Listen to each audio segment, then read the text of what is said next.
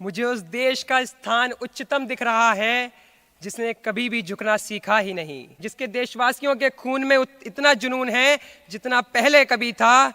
युवाओं, कुछ कर दिखाओ, लहरा दो परचम भारत का पूरे विश्व में, क्योंकि मुझे उस देश का भविष्य उज्जवल दिख रहा है जिसने कभी भगत सिंह, स्वामी विवेकानंद जैसा सपूत जन्मा था। सम्मानित मंच के लिए उपस्थित इस सभा के प्रत्येक सम्माननीय जन को मैं प्रतीक सक्सेना देवभूमि उत्तराखंड से सादर प्रणाम करता हूं और लोकल के लिए वोकल, भारत को आर्थिक महाशक्ति बनाने के लिए क्रांतिकारी परिवर्तन के मार्ग को प्रशस्त करने पर अपने विचार प्रस्तुत करना चाहता हूं। गत वर्ष से वर्तमान समय तक वैश्विक स्तर पर अगर कोई परेशानी रही है तो वो है कोरोना महामारी। लाखों लोगों की मृत्यु के कारण के साथ संपूर्ण विश्व के देशों की अर्थव्यवस्था को लगभग शून्य कर देने का कारण भी है। अगर कोरोना महामारी ने हमें यह सिखाया है कि प्रकृति के समक्ष मानव हमेशा बौना रहेगा, तो कोरोना महामारी ने सौगात के रूप में वोकल फॉर लोकल को भी सार्थक किया है। महात्मा गांधी जी द्वारा 1905 में चलाए गए स्वदेशी आंदोलन की राह पर चलकर माननीय प्रधानमंत्री जी ने वोकल फॉर लोकल नाम देकर देश को वैश्विक स्तर पर सबसे उच्चतम स्थान दिलाने का संकल्प रखा है। वोकल फॉर लोकल शब्द सुनते ही मेरे संज्ञान में दो बातें आती हैं। पहली, स्वदेशी वस्तुओं का इस्तेमाल करना, व दूसरी, स्वदेशी वस्तुओं का न केवल प्रचार अपितु सकारात्मक प्रचार करना। लगभग बहुत साल पहले से ही भारत वोकल फॉर लोकल की राह पर चलते आ रहा है। जैसे सन 2008 और 2015 के PMJAY प्रधानमंत्री जन औषधि योजना, पतंजलि, हैंडलूम, खादी भंडार आदि।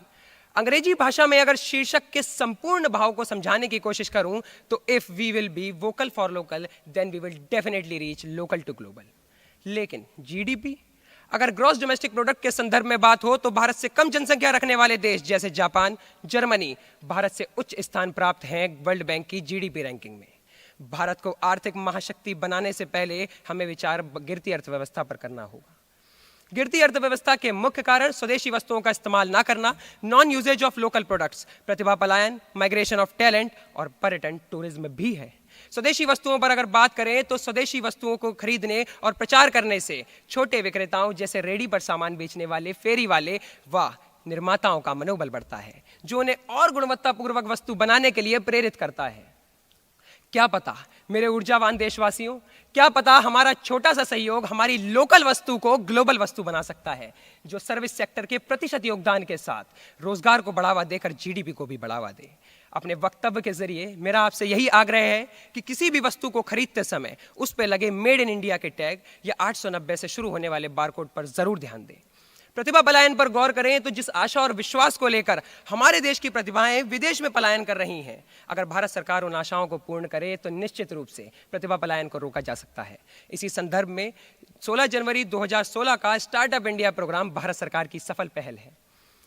पर्यटन पर चर्चा की बातें मैं कुछ पंक्तियों के साथ करना चाहूंगा कि विदेशीपन को जो भी जन अपनाते जा रहे हैं वो अपने देश और देश के गौरव को भुलाते जा रहे हैं। अरे जिसने ना पूरा भारत अपना देश ना घूमा, वो घूमने के लिए विदेश में पैसे लुटाते जा रहे हैं।